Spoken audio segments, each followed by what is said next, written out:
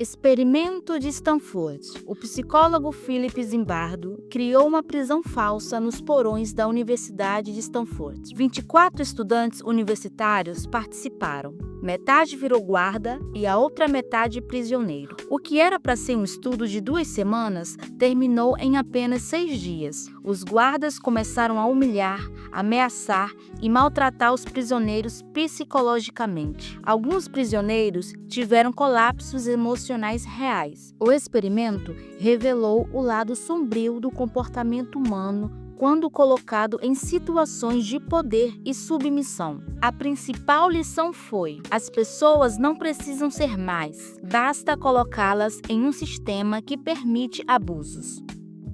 Experiência de Milgram. Stanley Milgram queria entender como o Holocausto aconteceu sob o argumento: estávamos apenas obedecendo ordens. Ele pediu a voluntários que aplicassem choques elétricos em uma outra pessoa, toda vez que ela errasse uma resposta. A vítima, na verdade, era um ator, mas o voluntário não sabia disso. Mesmo quando a vítima gritava de dor ou pedia para parar, 65% dos participantes continuaram obedecendo até o final, aplicando choques supostamente fatais. O estudo revelou até onde vai a obediência cega à autoridade e mostrou o risco de desumanização em situações hierárquicas. O pequeno Albert. O psicólogo John Watson pegou um bebê de 9 meses e realizou um experimento para provar que o medo pode ser aprendido. Toda vez que o bebê tocava num rato branco, Watson faria um barulho alto e assustador, batendo metais. Com o tempo, o bebê começou a chorar só de ver o rato, mesmo sem o barulho. O problema é que ele passou a ter medo de tudo que era peludo: coelhos, cães, até casacos de pele. O caso ficou famoso como um dos exemplos mais cruéis da história da psicologia infantil. Projeto MKUltra. Esse foi um programa secreto da CIA para estudar controle mental. Testaram drogas como LSD em cidadãos comuns, prisioneiros, doentes mentais e até militares, muitas vezes sem consentimento. Os testes incluíam privação sensorial, hipnose e até abuso físico e psicológico. O objetivo era descobrir técnicas de lavagem cerebral e controle de comportamento humano. Os efeitos colaterais foram devastadores: suicídios, insanidade permanente e destruição de vidas inteiras. O MKUltra foi mantido em segredo por décadas e é um dos maiores escândalos da história dos Estados Unidos. Experiência da Caverna dos Ladrões. 2 grupos de meninos de 11 anos foram levados para um acampamento sem saber da experiência um do outro. Quando os pesquisadores os apresentaram, surgiram rivalidades instantâneas. Brigas, ataques, sabotagens e conflitos aconteceram naturalmente, sem que ninguém ordenasse. Os próprios pesquisadores estimularam a hostilidade. Depois tentaram reverter a situação, criando problemas comuns para os grupos resolverem juntos. O experimento mostrou como o ser humano tende a criar tribos e como a competição leva facilmente à violência social. O experimento do elevador. Esse foi um experimento de comportamento social gravado em pegadinha pelo programa Candid Camera.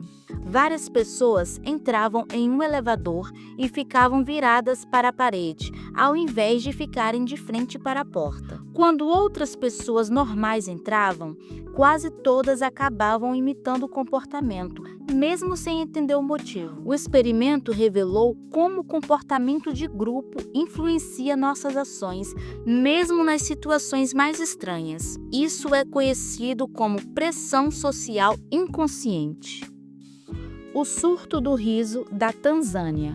Em uma escola da Tanzânia, 3 alunas começaram a rir sem parar durante uma aula. O riso virou uma epidemia. Centenas de pessoas foram afetadas, inclusive em outras vilas. As vítimas apresentavam risos incontroláveis, desmaios, dificuldades respiratórias e histeria coletiva. Esse fenômeno não foi planejado, mas virou um caso clássico de estudo sobre comportamento de massa e psicologia social. Até hoje, ninguém sabe ao certo o que causou o surto.